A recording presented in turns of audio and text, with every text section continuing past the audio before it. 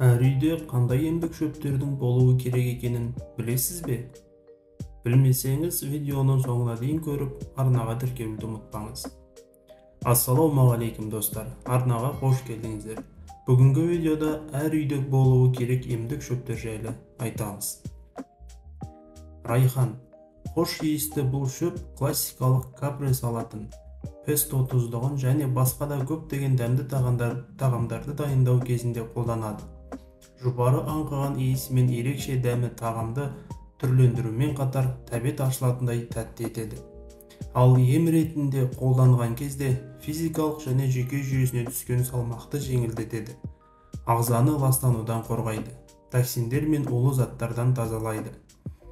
Тамағы мен салатына үнемі райхан қосатындар қант диабет ауруына шалдықпайды. Әрі қан қысымы қалыпты жүреді.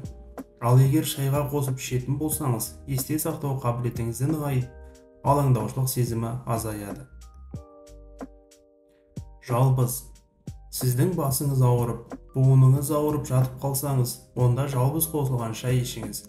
Антисептикалық қасиеттерге ие жалбыз ерітіндісі ауыз қуысын сергітіп қана қоймай, сонымен қатар тіс пен қызыл ет ауруларының алдын алуға көмектеседі.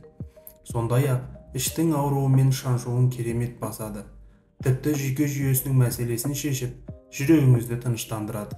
Егер қатты ашуланып, бойыңызда ыза кернесе, онда жалбыз қосылған ваннаға түсіңіз. Сол мезетте тамаша әсерін байқайсыз. Сәлбен. Бұл өсімдік биохимиялық құрамы көптеген ауруларға ем болады. Нақтырақ айтсақ, қызыл еттің және тамақтың қабынуын реттейді. Асқазан ішек жолдарының жұмысын жақсартады. Бауыр жасушаларын қалпына келтіреді. Ішекті ынталандырады және иммунитетті жақсартады. Ол үшін сәлбен қайнатпасын ішу керек. Көптеген әйелдер бет терісі мен шаш күтіміне сәлбен қайнатпасын пайдаланады. Гүлшетен. Жеңіл қылқан жапырақты, хош иісімен танымал гүлшетен өсімдігі көптеген аурулармен күресуге қабілетті. Егер гүлшетен қайнатпасына мақтаны малып, кез келген жараға, көгерген жерге таңсаңыз, ізі де қалмай жазылады. Сонымен қатар саңырауқұлақ инфекцияларына қарсы көмектеседі. Жаңа піскен немесе кептірілген гүлшетен жапырақтарын үнемі тұтынатын болсаңыз, тамыр қабырғаларын нығайтуға, иммунитетті көтеруге, қан айналым және микроайналым арнасын жақсартуға көмектеседі. Ақжелкен.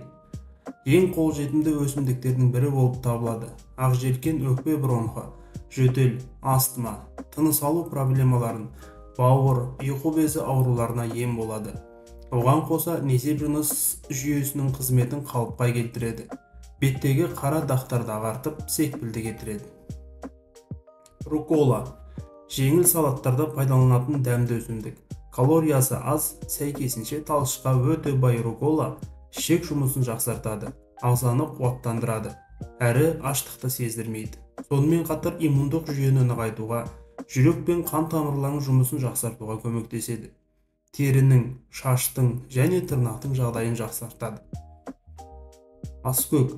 Тағамға ерекше дәм мен әсемдік беретін аскөк жаңа туған нәрестелердің іші желдеген кезде таптырмайтын ем болады. Өсімдіктің ішек жұмысын қалпына келтіретін, ана сүтін көбейтетін қасиеті бар. Сонымен қатар тыныс алу, несеп жыныс жүйесінің қызметін жақсартып, қандағы холестерин деңгейін төмендетеді. Қолдану ережесінде білген дұрыс. Табиғи шөптер көптеген пайдалы қасиеттерге ие. Бірақ оларды биологиялық белсенділігі жоғары болғандықтан, оларды мөлшермен қолдану керек. Әсіресе жүкті әйелдер, қарт адамдар, балалар және аллергиясы бар жандар бұндай өнімдерге сақ болған абзал. Назарларыңызға рахмет. Видео пайдалы болса лайк басып, арнаға тіркеліңіз.